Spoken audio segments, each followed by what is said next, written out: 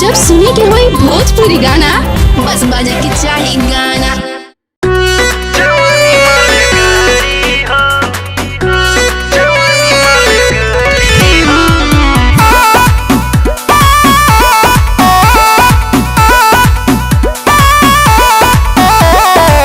दिन भर के थाकल टूटेला बदनिया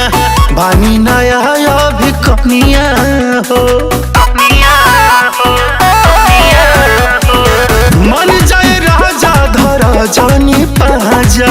पढ़ जाई ढेर परेशानिया हो दूर हट न गड़त दाढ़ी हो अरे हट ना सहाई बदे है तोहर भारी हो जनी बुझ जवानी माल गाड़ी हो कोई नया खराब हमर साड़ी हो जनी बुझ जवानी माल गाड़ी हो।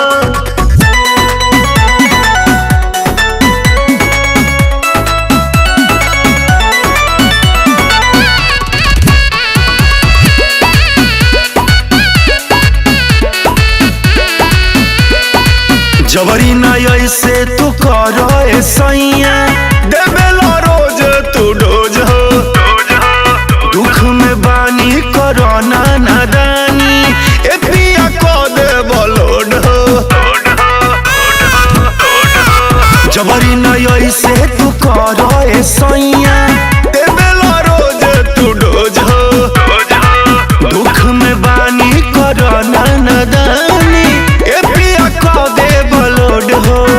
नए इंजन के कैला कबाड़ी हो अरे हट ना सहाई बदे है तोहर भारी हो जनी बुझ जवानी माल गाड़ी हो नया खराब हमर साड़ी हो जनी बुझ जवानी माल गाड़ी हो।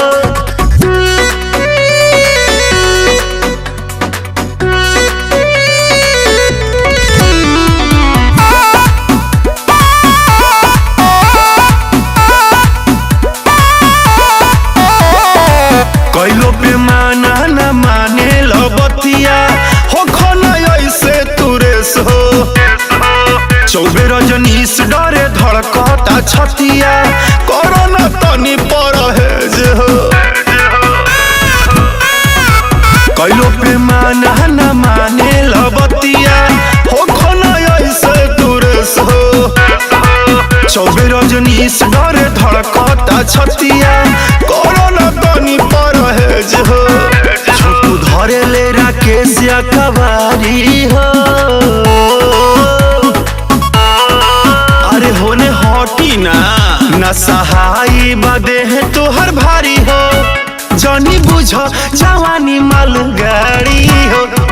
नया खराब हमर साड़ी हो जनी बुझ जवानी माल गाड़ी हो चढ़ के उतर न जा ना सहाई बदे है तोहर भारी हो जनी बुझ जवानी माल गाड़ी हो नया खराब हमर साड़ी हो जनी बुझ जवानी माल गाड़ी हो।